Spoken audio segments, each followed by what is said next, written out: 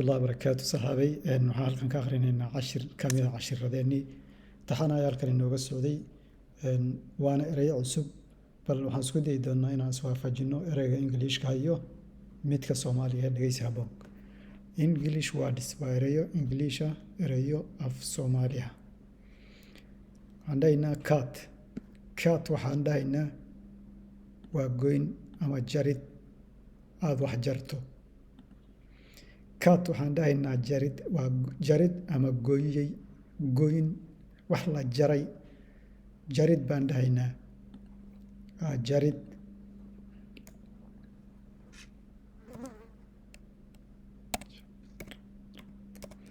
Jaridna waan dhihi karaa came kaalay come here buu ku dhihi karaa come here ama come here baa lagu dhihi karaa kaalay bay ka tahay come haddii lagu yidhaaho kaalay waaye.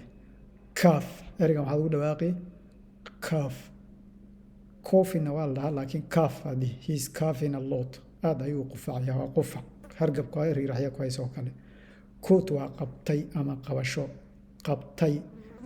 ama qabasho ereygaas ayaan ugu dhow oo lagu tafsirin karaa. Cause waxa weeye sababay roobkii wuxuu sababay daadad sababay waaye isaguna marka cause bay noqonaysaa waa wax sababay. Case aan dhahnay qabtay waa coat. Case waxa weeye sababay. Case waa labo isku sibay u dhawaaqayaan laakiin qoraalkay ku kala duwan yihiin. Cause waa tan kore tanna waa case. Case baan inagu dhahnaa inta badan ereyga ugu dhow case waaye waa fal dhacay oo la rabo in la ogaado case. Inta badan maxkamad iyo dacwadaan ku aragnaa qaadid carry on the back dhabarkay ku qaaday. Your mother carries on the back hooyadaa kolkaad yara dhabarka ayay kugu qaadi jirtay. Compare isbarbardhig tusaale waxaan dhahnay cali iyo cabdi ayaa ka dheer waa isbarbardhig. Competition tartanka laba kooxoodaa wada ciyaaraysa waa tartamayaan. Crime waxaan dhahnay waa dembi. Crime waxaan dhahnay waa dembi la galo. Culture waxaan dhahnay waa dhaqan. Capacity karti ama awood uu shaqsigu leeyahay. Committee waa guddi tusaalahaan oo kale arrin kolkay dhacdo waxaa loo sameeyaa guddi soo baadha ama soo ogaada.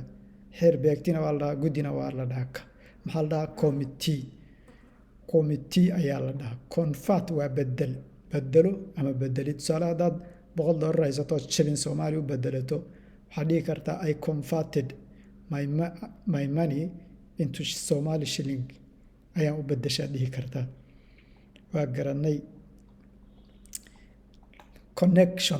Connection waxa weeye isku xiridka ama isku xirid. Contactina waxa weeye xiriir iyo isku xirid bay kala yihiin. Isku xirka qof baa wuxuu u dhaxeeyaa laba group asagana isku xidha saas baa la dhahaa. hal mar aan ku celinaynaa waa cat jarid ama goyn. Come kaalay halkan. Calf qufac. Coat qabtay ama qabasho. Case sababay.